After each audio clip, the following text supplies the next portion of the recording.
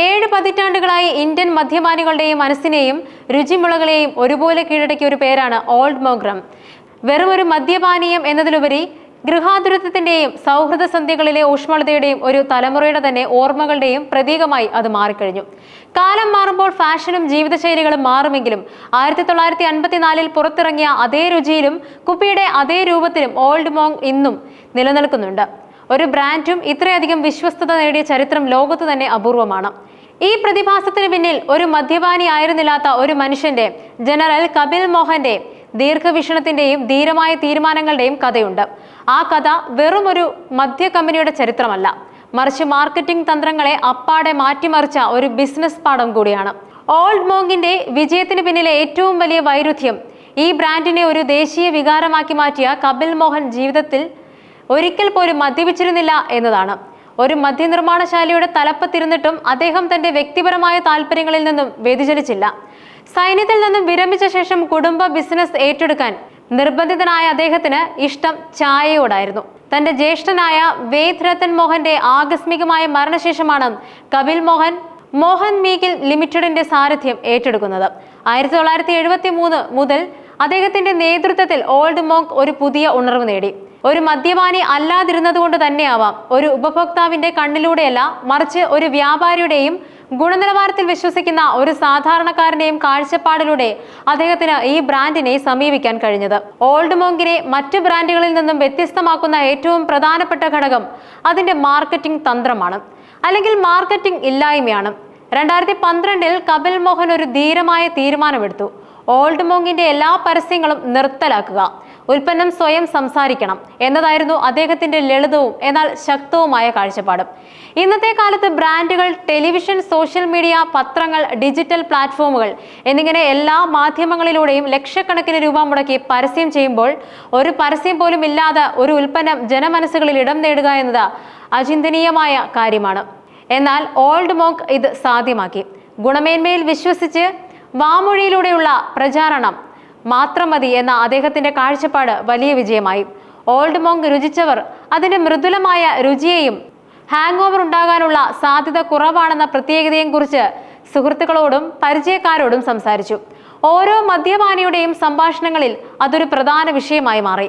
അങ്ങനെ ഒരു പരസ്യവാചകങ്ങൾക്കും നൽകാൻ കഴിയാത്ത സ്വാധീനം ഈ ബ്രാൻഡിന് ലഭിച്ചു. കപിൽ മോഹൻ സ്ഥാപിച്ച ഈ പാരമ്പര്യം ഇന്നും തുടരുന്നു. ഇത് ഓൾഡ് മോങ്കിനെ ഒരു ബ്രാൻഡ് എന്നതിലുപരി ഒരു വികാരമാക്കി മാറ്റുന്നുണ്ട്. ഓൾഡ് മോങ്ക് എന്ന പേരിന്റെ ഉത്ഭവം ഇന്നും ഒരു നിഗൂഢതയായി തുടരുന്നുണ്ട്. കൃത്യമായ ഒരു രേഖയോ ചരിത്രപരമായ തെളിവോ ലഭ്യമല്ലാത്തതിനാൽ ഇതിനെക്കുറിച്ച് പല സിദ്ധാന്തങ്ങളും പ്രചരിക്കുന്നുണ്ട്. റം നിർമ്മാണത്തിന് ഉപയോഗിക്കുന്ന വലിയ മരബാരലുകളെയാണ് ഈ പേര് സൂചിപ്പിക്കുന്നതെന്ന് ചിലർ കരുതുന്നു. ഈ ബാരലുകൾക്ക് ഓൾഡ് മോങ്ക് എന്ന് വിളിപ്പേരുണ്ടായിരുന്നിരിക്കാം. യൂറോപ്പിലെ പുരാതന ആശ്രമങ്ങളിൽ സന്യാസിമാർ മദ്യം ഉണ്ടാക്കുകയും അത് സൂക്ഷിക്കുകയും ചെയ്തിരുന്നു.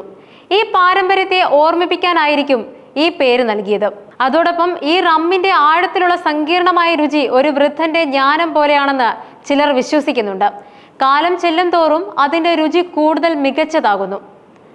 ഈ നിഗൂഢതകളൊന്നും ബ്രാൻഡിന്റെ ആകർഷണം കുറച്ചില്ല, മറിച്ച് കൂട്ടുകയാണ് ചെയ്തത്. ബ്രാൻഡിന് പിന്നിലെ കഥകൾ ഉപഭോക്താക്കൾക്കിടയിൽ കൂടുതൽ ചർച്ചകൾക്കും ജിജ്ഞാസയ്ക്കും വഴിതെളിച്ചു. 1954 ആദ്യമായി പുറത്തിറങ്ങിയ ഓൾഡ് മോങ്ക് അതിന്റെ സിഗ്നേച്ചർ XXX റാം എന്നും അതേ രുചിയിലും പാചകക്കുറിപ്പിലുമാണ് ഉൽപ്പാദിപ്പിക്കുന്നത്. ഈ സ്ഥിരതയാണ് ഉപഭോക്താക്കൾക്ക് ഈ ബ്രാൻഡിനോട് അഗാധമായ വിശ്വാസ്യത വളർത്താൻ കാരണം. 12 വർഷം വരെ പഴക്കമുള്ള സുപ്രീം, ഗോൾഡ് റിസർവ് പോലുള്ള വകഭേദങ്ങൾ ലഭ്യമാണെങ്കിലും 7 വർഷം പഴക്കമുള്ള യഥാർത്ഥ ചോക്ലേറ്റ് തവിട്ട് നിറത്തിലുള്ള മിശ്രിതമാണ് ഇപ്പോഴും ഏറ്റവും കൂടുതൽ വിറ്റഴിക്കപ്പെടുന്നതും ആളുകൾക്ക് ഏറ്റവും പ്രിയപ്പെട്ടതും. റമ്മിന്റെ രുചിക്ക് പുറമെ കുപ്പിയുടെ രൂപവും അതിലെ ലേബലും ഒരു മാറ്റവുമില്ലാതെ നിലനിർത്തിയിട്ടുണ്ട്. ഇത് ഉപഭോക്താക്കളിൽ ഗൃഹാതുരത്വം ഉണർത്തുന്നുണ്ട്. കാലങ്ങളായി ഉപയോഗിക്കുന്ന ഒരു ഉൽപ്പന്നം എന്ന തോന്നൽ ഇത് നൽകുന്നുണ്ട്. കറുപ്പ് നിറത്തിലുള്ള കുപ്പിയും വെളുത്ത വരകളുള്ള ലേബലും അതിലെ ചിരിക്കുന്ന സന്യാസിയുടെ ചിത്രവും ഓൾഡ് മോങ്കിന്റെ ഒരു പ്രത്യേക ഐഡന്റിറ്റിയായി മാറിയിരിക്കുന്നു. മോഹൻ മീഗിൻ ലിമിറ്റഡിന്റെ ചരിത്രം കൗതുകകരമാണ്. ബ്രിട്ടീഷ് ഉദ്യോഗസ്ഥനായ ജനറൽ ഡയറിന്റെ പിതാവ് 1885 ഹിമാചൽ പ്രദേശിലെ കസൗലിയിൽ സ്ഥാപിച്ച ഒരു സിസ്റ്റിലറി ഏറ്റെടുത്തതോടെയാണ് ഈ കമ്പനി നിലവിൽ വരുന്നത്. കപിൽ മോഹന്റെ പിതാവ് MN മോഹനനാണ് ഈ സ്ഥാപനം ഏറ്റെടുത്ത് ഇന്ത്യൻ ഉടമസ്ഥതയിലുള്ള ഒരു കമ്പനിയാക്കി മാറ്റിയത്. പിന്നീട് ഓൾഡ് മോങ്ക് ഈ കമ്പനിയുടെ ഏറ്റവും പ്രധാന ഉൽപ്പന്നമായി മാറുകയും അതിന്റെ ഉൽപ്പാദനം കുതിച്ചുയരുകയും ചെയ്തു. ഒരു ഘട്ടത്തിൽ പ്രതിദിനം 8 ദശലക്ഷം കുപ്പികൾ വരെ വിറ്റഴിച്ച ചരിത്രം ഈ ബ്രാൻഡിനുണ്ട്. എന്നാൽ ഈ വിജയത്തിനിടയിലും ചില വെല്ലുവിളികളും നേരിടേണ്ടി വന്നു. കപിൽ മോഹന്റെ അനന്തരവൻ രാകേഷ് മോഹൻ കമ്പനിയുടെ ലക്നൌ പ്ലാന്റ് ബിസിനസ്സുകാരനായ പോണ്ടി ചദ്ദയ്ക്ക് വിറ്റത് വിതരണത്തെയും വിൽപ്പനയെയും ബാധിച്ചതായി റിപ്പോർട്ടുകളുണ്ട്. ഇത് ബ്രാൻഡിന് ഒരു ചെറിയ തിരിച്ചടിയായി. എന്നാൽ അതിന്റെ അടിയുറച്ച ആരാധക വൃന്ദം കാരണം ബ്രാൻഡ് പിടിച്ചു നിന്നു. ഏകദേശം ഒരു പതിറ്റാണ്ട് മുൻപ് ഓൾഡ് മോങ്ക് ഉൽപാദനം നിർത്താൻ പോകുന്നുവെന്ന വ്യാജ വാർത്ത സോഷ്യൽ മീഡിയയിൽ പ്രചരിച്ചിരുന്നു. ഈ വാർത്ത ആരാധകരെ വലിയ തോതിൽ ആശങ്കയിലാഴ്ത്തി. ഒരുപാട് പേർ സാമൂഹ്യ മാധ്യമങ്ങളിൽ തങ്ങളുടെ ദുഃഖം പങ്കുവയ്ക്കുകയും ബ്രാൻഡിനോടുള്ള ഇഷ്ടം പ്രകടിപ്പിക്കുകയും ചെയ്തു. ഒടുവിൽ മോഹൻ മീകിൻ ലിമിറ്റഡ് ഔദ്യോഗികമായി തങ്ങളുടെ ഉൽപാദനം നിർത്തലാക്കുന്നില്ലെന്ന് അറിയിച്ചതോടെയാണ് ആരാധകർക്ക് ആശ്വാസമായത്. ഈ സംഭവം ഓൾഡ് മോങ്കിന് സമൂഹത്തിൽ എത്രമാത്രം സ്വാധീനമുണ്ടെന്ന് തെളിയിക്കുന്ന ഒന്നാണ്. ഓൾഡ് മോങ്കിന് ഇന്ത്യയിൽ മാത്രമല്ല, ലോകമെമ്പാടും ആരാധകരുണ്ട്. UK, USA, Russia, Germany, Japan, Canada, Kenya, New Zealand, UAE എന്നിവയുൾപ്പെടെ 50-ലധികം രാജ്യങ്ങളിൽ ഈ റം എത്തുന്നുണ്ട്.